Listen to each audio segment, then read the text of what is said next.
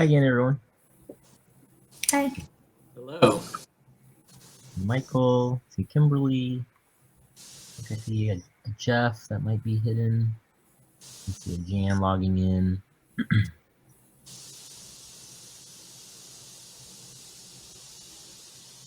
A little bit of feedback. Let the room fill up a little bit. So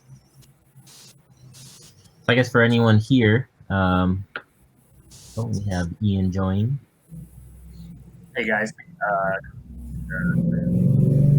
Activity going? How you doing over there? Doing good. So for anyone that doesn't know, Ian is product marketing for Vindicia. So thanks for joining, Ian. And yeah, does anyone have any questions that they'd like to start off with? Or any comments regarding the last presentation? Anybody? I see we got Michael, Jeff, and Kimberly. So thanks guys for joining. Just as this was saying, I'm Ian Zeifman, leading product marketing for Vindicia. So I hope you guys enjoyed the afternoon, and it's been a few hours of a webinar session. Have you guys any takeaways? I thought what was interesting was maybe the breakup of the different types of companies, subscription businesses that Jesus was talking about, you know, between the launch versus grow versus kind of scaling and the leading, and how each one is kind of looking at retention from a different angle. So any of you maybe want to share, like, kind of where do you guys think your business is, and from regards to a growth perspective, and maybe if you wanted to touch on anything around retention.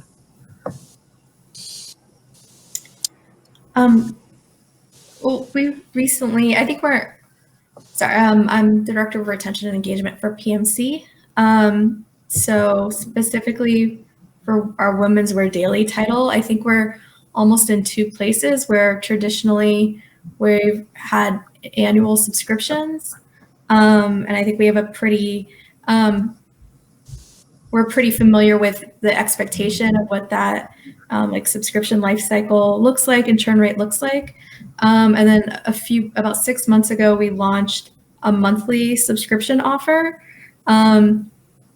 So it feels very much like we're in that initial stage, like really still in the launch stage almost of that offering, where we're still getting a read on, passive churn is something that looks very different for the monthly than what the annuals looked like. And so far also just their voluntary churn, like just their cancellation profile is also very different. So I think that's something that we're adjusting to and trying to address some of that churn early on, like in these first few months, as we're trying to decide if this is something, like how profitable this will be, if this is the best model for us. So I guess have you noticed any differences in terms of like when he was talking about the amount of credit card recoveries they were able to get back? Do you notice a difference between the behavior in monthly subscriptions versus annuals in what you're able to recover, or kind of expectations? Yeah, we could probably get some more data on that. I know definitely depending on the industry and the type of company, you know, we can range from 10-15% recovery up until the 40, even 50% at times for like the best case scenarios. I think generally they're for the monthly. I have to check about the annual ones. So that's kind of been a transition for the business, or it's kind of just testing it out to move from annual to monthly? A large test. So the majority of our subscribers, are on annual subscriptions, but then flip it, and the majority of our subscribers who were acquired in the past 6 months are on monthly. So it's yeah, so a pretty big test, I guess you could say. Right. Yeah. Yeah, and I think there's a lot of like pricing strategies around that, right? So like, Disney's like a great example. Like, on an annual, they'll, Disney Plus will give you kind of 2 months free versus the monthly subscription, right? So I guess it depends how much you're incentivizing folks to move to the monthly versus Right. that. Right. And then I think where the churn plays especially the involuntary churn plays such a big part is because at least with the annual, we're collecting that all up front. Whereas, we can maybe offer a big discount or what seems to be like a lower monthly price. And it ends up being, if they were to stay a full year, more like beneficial to us. But we're still trying to figure out like what that looks like how many, we don't have anyone who's reached a year yet since it's only 6 months. So, Right. still calculating what that'll look like. But there is that extra risk every month that if you have involuntary churn every month, that, opens it up to more risk that you're losing more every month. So. Gotcha. Okay. Well, let me definitely try to follow up with you on that around the monthly versus annual retention rates where we work on from the involuntary churn perspective. Sorry to go too deep into Michael or Kimberly. Sorry, Kimberly, Michael or Jeff. Any thoughts on what we're talking about, and maybe you want to just introduce yourselves? That would be great too.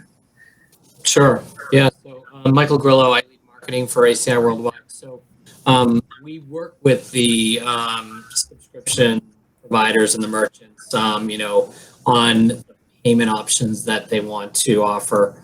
So for us, making sure that the payment experience is simple, easy, frictionless, all the words that we've all come to get used to. But I do think it'll be interesting to see, as we continue down this path of financial recovery, based on the pandemic, whether some of these models need to get fine tuned in terms of, what options and or value adds might need to be thought of, thinking about the retention strategy. And that's not just a payments.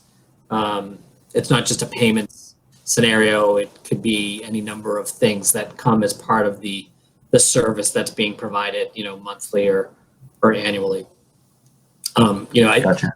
I feel as though we're still on the front end of the curve, not knowing what the long-term impact will be from, the financial crisis that a lot of people, have been experiencing.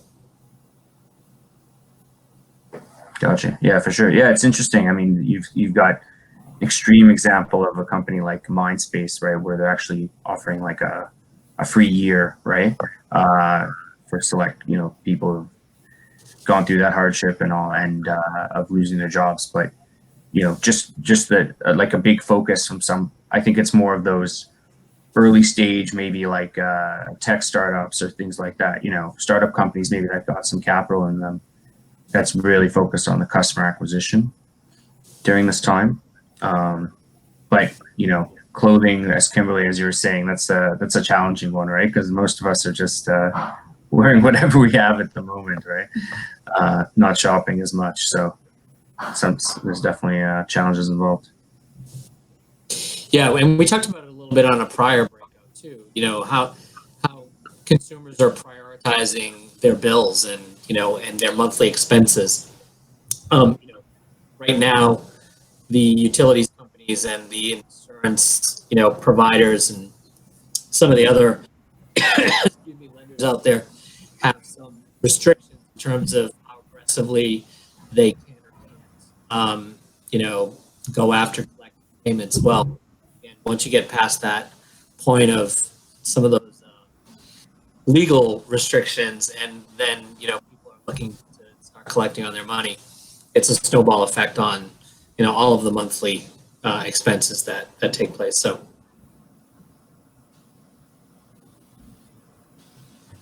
Gotcha. And Jeff, are you on? I don't see you connected, so I don't know if he's online to chat with us. I don't know, Ish, have you guys met each other yet, or maybe on a previous breakout?